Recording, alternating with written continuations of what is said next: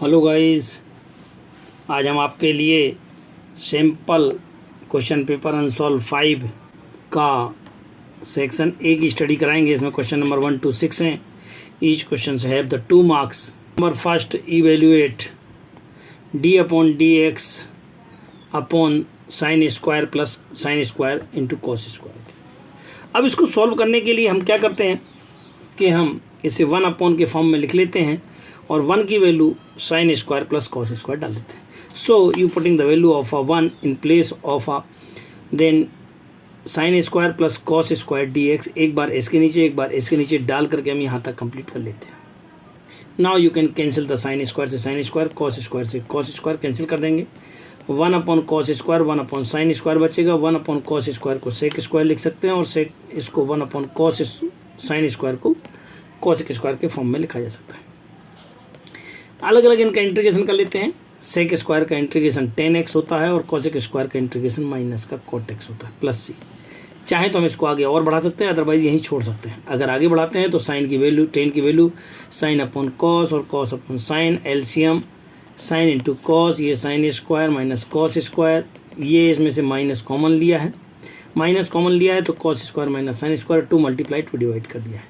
इससे क्या बन गया, ये आपके पास cos 2x बन गया है, अपॉन में ये sin 2x बन गया है। इसे हम माइनस का 2 और cot x प्लस सी के फॉर्म में हम इसे तो दोबारा देखते हैं कैसे कर सकते हैं। 1 upon integrate of a sine square into cos square D x है। इसमें हम 4 मल्टीप्लाई एंड 4 डिवाइड करके हम इसे 2 स्क्वायर के फॉर्म में लिख सकते हैं। 2 स्क्वायर लिखा, that means 2 sin x cos x का होल स्क्वायर बन जाएगा। 2 sin x cos x किसका फार्मूला होता है, sin 2x का होता है, तो sin 2x का होल स्क्वायर। साइन को ऊपर ले जाएंगे, कॉसेक स्क्वायर बन जाएगा और कॉसेक का इंटीग्रेट कर देंगे तो माइनस का cot 2x और 2x का किया तो अपॉन 2 प्लस का c, अर्थात हम डायरेक्ट आंसर भी इसका निकाल सकते हैं। कितना होगा, माइनस का 2 cot 2x प्लस c इसका कंप्लीट आंसर होगा। नंबर फर्स्ट, और if the x denote at the greatest integer functions then find the value of a 0 to 3/2 x square dx। अब चूंकि ये ग्रेटेस्ट इंटीजर है, ग्रेटेस्ट इंटीजर की values क्या होती है कि उसकी जो मिनिमम वैल्यू होती है वो उसमें काउंट होती है, अर्थात 0 से 1 के बीच में अगर वैल्यू है तो उसकी वैल्यू 0 काउंट होगी, और जो 1 से लेकर के √2 के बीच में है तो उसकी वैल्यू 1 काउंट होगी। इन दोनों के बीच में काउंट करते हैं तो √2 काउंट होगी। अगर हम यहाँ इसको चेकआउट करते हैं कि 0 से लेकर के 1 के बीच में है तो फंक्शन चूंकि एक्स स्क्वायर है तो एक्स स्क्वायर की वैल्यूज़ कितनी हो जाएगी, एक्स स्क्वायर की वैल्यू 0 और 1 के बीच में होगी। जब 0 और 1 के बीच में है दैट मीन्स इसकी वैल्यू कितनी हो जाएगी, 0, क्योंकि ये ग्रेटेस्ट इंटीजर है। सिमिलरली यदि मैं और आगे चेक करूँ, 1 से √2 की फॉर्म में चेक कर लूँ तो एक्स स्क्वायर की वैल्यू 1 से 2 के बीच में होती है, तब इसमें एक्स स्क्वायर की वैल्यू कितनी हो जाएगी, 1 होगी। इसका जो मिनिमम पार्ट होता है वो आपकी इसकी वैल्यू होती है। अब √2 से आगे चल करके अगर 3/2 तक चेक करते हैं, क्योंकि हमारे पास लिमिट जो थी 0 से 3/2 थी, हम इसके टुकड़े कर चुके हैं। 3/2 तक में करते हैं तो स्क्वायर में अगर जाते हैं तो स्क्वायर में इसका स्क्वायर करते हैं तो ये 2 और ये आपके पास 3/4 9/4 बन जाएगा। 9/4 जैसी बना है तो ये आपके पास कितना हो जाएगा, 2.25 कहलाता है। इसकी मिनिमम वैल्यू कितनी हो जाती है, 2 कहलाती है, तो एक्स स्क्वायर की वैल्यू कितनी हो जाएगी, 2 हो जाएगी। अब हम इसको सॉल्व कर लेते हैं। सो पार्ट ऑफ इंटीग्रेशंस में अगर हम चेकआउट करते हैं तो 0 से 1, 1 से √2 एंड √2 से 3/2 इंटीग्रेट कर लेते हैं। इनकी वैल्यू चेक करते हैं। 0 से 1 में आपके पास वैल्यू कितनी थी, 0 से 1 में आपके पास 0 थी।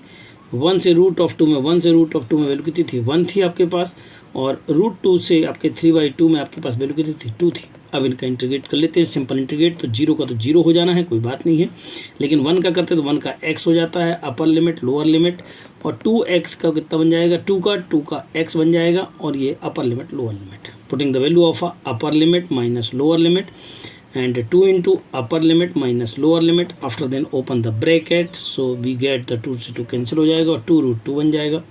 थोड़ा सा और सॉल्व करते हैं और देखते हैं कि क्या बन जाएगा। √2 से 2√2 को सॉल्व करते हैं तो माइनस का √2 बनेगा और 3 माइनस का 1 = 2 बन जाता है। दैट मीन्स कितना हो जाएगा आंसर इसका, परफेक्ट आंसर 2 माइनस का √2। क्वेश्चन नंबर 2 की बात करते हैं तो ये सिंपल है। Find the order and the degree of a following differential equations, the double differential plus x single differential whole square is equal to 2x square log double differential. Order आपके पास कितना हो जाएगा, 2 हो जाएगा, तो हम कह पाएंगे highest order derivative is the differential of is the 2 अब लेकिन यहाँ पे अगर हम इस 2 की होल पावर चेक करना चाहें तो यहाँ 1 है, लेकिन ये पॉलिनोमियल नहीं है, यहाँ लॉग के फॉर्म में है। जब लॉग के फॉर्म में तो पॉलिनोमियल नहीं है, तो हम कह नहीं सकते कि इसकी डिग्री कितनी होगी। तो हम कह पाएंगे clearly differential equation is not expressed as the polynomials in a derivatives form, so the degree is not defined. Hence therefore क्या हो जाएगा, ऑर्डर आपके पास 2 हो जाएगा और डिग्री कितनी हो जाएगी, नॉट डिफाइन होगी। In question number 3, find the vector direction of a vector I minus 2j plus k 2k that is the magnitude of a 9। एक ऐसा वेक्टर निकालना है जो इसका यूनिट वेक्टर हो और उसका मैग्नीट्यूड कितना हो, 9 हो। तो first we find the unit vector of that given. So इसको काउंट कर लिया ए और इसका मैग्नीट्यूड निकाल लिया है, कितना आ जाएगा, 3 आ जाएगा। तो यूनिट वेक्टर निकालते हैं, तो यूनिट वेक्टर कितना हो जाएगा, vector A upon mod of A. So vector A upon mod of A, but we find the magnitude is the 9 क्योंकि इसकी वैल्यू कितनी होती है, 1 होती है, क्योंकि ये यूनिट वेक्टर है। लेकिन हमें आंसर कितना चाहिए, 9 चाहिए। सो 9 का मल्टीप्लाई कर देंगे हम। 9 का मल्टीप्लाई करने के बाद जो आंसर आएगा सो 3 से कैंसिल होकर के आपके पास बनेगा 3 इन अ ब्रैकेट I माइनस का 2j plus 2k is your complete answer of a magnitude 9। अब इसका हम मैग्नीट्यूड निकालते हैं तो आपके पास कितना आ जाएगा, 9 हो जाएगा और इसे हम आसानी से ज्ञात कर सकते हैं। In question number 4, find the vector equation of a plane which at the distance is the 5 unit from the origin and the normal of a vector 2i minus का 3j plus का 6k। हम plane का equation जानते हैं। We know that the vector equation of a plane equals to r n cap equals to dk। n cap that means the perpendicular जो normal vector है उसका unit vector निकालना है। सो परपेंडिकुलर वेक्टर आपके पास कितना है, n equals to. So n equals to आपके पास है, यहाँ पे हम इसका मॉड ऑफ निकाल लेंगे। मॉड ऑफ में 2 का स्क्वायर, 3 का स्क्वायर, 6 का स्क्वायर, इसको सॉल्व करके प्लस करके आप देखेंगे 49 इज इक्वल टू द 7 है। So N cap equal to कितना बन जाता है, N cap equal to 1/7 2i minus का 3j प्लस 6 के तैयार। लेकिन हमारे पास जो वेक्टर इक्वेशन है वो है r n cap equal to D K. So putting the value of n cap in place here, then r n cap equal to 5 K. इसको थोड़ा सा और सॉल्व करते हैं, एलसीएम लेकर के 7 को यहाँ ले जाते हैं। सो कितना बन गया है, r in a vector r in other bracket कितना हो जाएगा, 2i माइनस का 3j प्लस का 6k equal to 5 7 35 is your complete answer. Question number 5 की बात करते हैं। तो find the P B upon A plus P A upon B if the P A equal to 3/10 P B equal to 2/5 and union is the 3/5। अब चूंकि union दिया हुआ है लेकिन हमें A upon B upon A में तो intersection की आवश्यकता होती है। सो हम first we find the intersection. So A intersection B equal to P A plus P B minus का पी ए यूनियन बी, इन सब की वैल्यूज रख देंगे। सो कितना हो जाएगा, 3/10 2/5 माइनस का 3/5। Take the LCM is the 10। So 3 and 2 2 जा 4, 3 2 जा 6, ये कितना हो जाएगा, 3 और 4 7 7 minus 6 equal to 1/10 is your the intersection probability.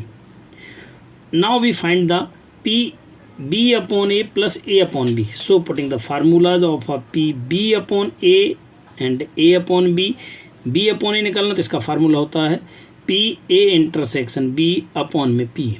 अगर P A upon B का निकालते तो B नीचे आएगा। So P A intersection B upon में P B। Putting the value of a intersections 1/10 1/10 upon में P A 3/10 और पी बी इक्वल टू कितना था, 2/5 था। सो 2/5 रख देंगे। इनको थोड़ा सा सॉल्व करते हैं। ये 10 से 10 कैंसिल हो रहा है, कितना हो जाएगा, ये 3 ऊपर चला जाएगा, ये और ये कैंसिल होकर के आपके पास 2 आ जाएगा। 2 2 जा 4 हो जाएगा। इनका एलसीएम लेंगे, 3 4 जा 12, 4 plus 3 is equal to 7/12। That means the P B upon A plus P A upon B is equal to 7/12 is your complete answer. तो ये start question number 6। Often it is taken that the truthful persons comments the more respectively is the society। एक कोई सही बोलने वाला है जिसकी society में इमेज बनी हुई है। A man is known as the speak true 4 out of 5 time. 5 बार में से मैक्सिमम 4 टाइम वो है आपका क्या बोलता है, ट्रू बोलता है। He throws a dice that is the 6। Find the probability that is the exactly the 6। जब वो सत्य बोलता है तो उसको एक पासा फेंकने के मिलता है और 6 आता है तो 6 निकालने की प्रोबेबिलिटी निकालना है। कंडीशनल प्रोबेबिलिटी है। So first we count to the H1 equal to event is the 6 appear throwing यदि फेंकने पर उसके पास 6 आता है। दूसरी प्रोबेबिलिटी H2 क्या है, आपके पास 6 does not appearing is the throw, जब उसके पास 6 नहीं आता है। तो अगर आपके पास, और E क्या है, E एक इवेंट है जो कि रिस्पेक्टिवली इट इज द 6 आता ही आता है। PH1 की कितनी हो जाएगी, 1/6 होगी, क्योंकि 6 कितना है, 1 2 3 4 5 6 एक बार आता है। टोटल प्रोबेबिलिटी आपके पास कितनी हो जाएगी, 1/6 हो जाएगी, एक ही बार आता है। और अगर PH2 निकालते हैं नॉट टू 6 नहीं है, डज नॉट 6, देन कितना हो जाएगा, 1 माइनस निकालेंगे तो 5/6 हो जाएगा। सही बोलने की निकालते हैं तो सही बोलने की कितनी हो जाएगी, 4/5 है। जब वो ट्रू बोलता है तो आपके पास 4/5 था, तो आपके पास कितना हो जाएगा, 4/5 हो जाएगा। और नहीं बोलने पे कितना हो जाएगा, नहीं बोलने पे कितना हो जाएगा, 1/5 हो जाएगा। अब हम बेस थ्योरम का यूज़ करेंगे। So PH/H1/E equals to PH1 into PE/H1 upon में PH1 into PE/H1 plus PH2 into PE/H2, और इन सब की वैल्यूज डाल देंगे, इन दोनों की वैल्यूज डालेंगे, कितना हो जाएगा, 1/6 इंटू 4/5। Similarly here 1/6 into 4/5। दूसरे वाले पार्ट में जाते हैं तो 5/6 इंटू 1/5। इन दोनों को सॉल्व कर लेते हैं। सबका नीचे का एलसीएम 30 आ रहा है, 30 को अपन चेकआउट कर लेते हैं। 4 1 जा 4, 4 1 जा 4 एंड 5 सॉल्व कर लिए, 30 सबका कैंसिल हो गया, 4/9 आपके पास आंसर हो जाएगा। और इस प्रकार हम कह पाएंगे कि आपका कंप्लीट आंसर कितना हो जाएगा, 4/9 होगा। हमें उम्मीद है कि आपको हमारे वीडियोस अच्छे लग रहे होंगे। यदि फिर भी कोई समझने में कोई प्रॉब्लम आती है वो आप कमेंट्स बॉक्स में ज़रूर लिखें। आपको हमारी वीडियो कैसी लगे वो भी आप हमको कमेंट्स बॉक्स में बताने का प्रयास करें। अभी भी जिन्होंने हमारा चैनल सब्सक्राइब नहीं किया है वो ज़रूर सब्सक्राइब कर लें। ज़्यादा से ज़्यादा लोगों को शेयर करें। सहयोग करने के लिए धन्यवाद।